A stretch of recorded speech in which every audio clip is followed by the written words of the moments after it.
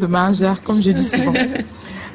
Pour la petite histoire, il y a de cela 15 ans. Oui. Je vous voyais descendre de l'ascenseur de l'immeuble La Rotonde.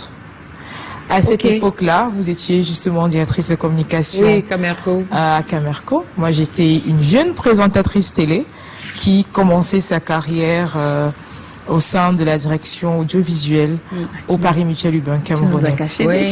Et on disait, ah voilà, la directrice de la communication à Camerco. Honnêtement, on vous regardait avec beaucoup d'admiration, nous étant plus jeunes que vous. Et ma question, justement, à cette suite est la suivante.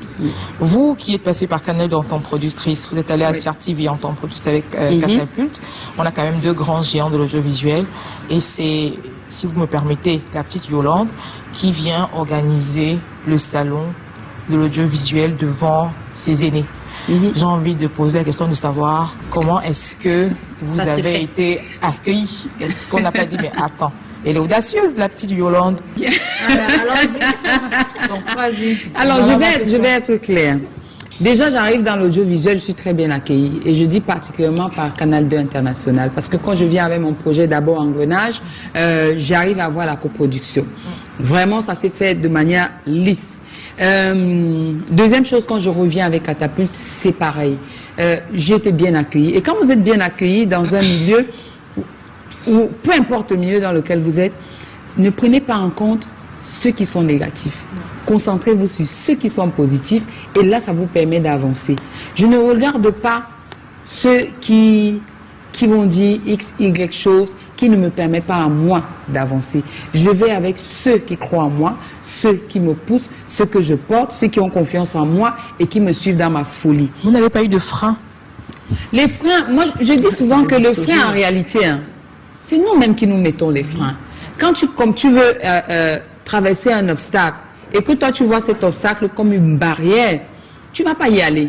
Mais si tu vois l'obstacle comme un moyen de te permettre d'aller vers l'avant, tu vas les traverser. Donc pour moi, les freins, ça n'existe pas. C'est juste que ça me dit quand j'arrive devant un obstacle, attention, on va mieux te préparer avant de venir franchir l'obstacle. Donc, dès que vous avez mis dans votre tête que c'est un frein, vous n'allez plus bouger. Mais quand vous mettez dans votre tête que c'est un moyen pour moi d'aller de l'avant, donc il faut absolument que je franchisse ces barrières, je fais comment pour la franchir?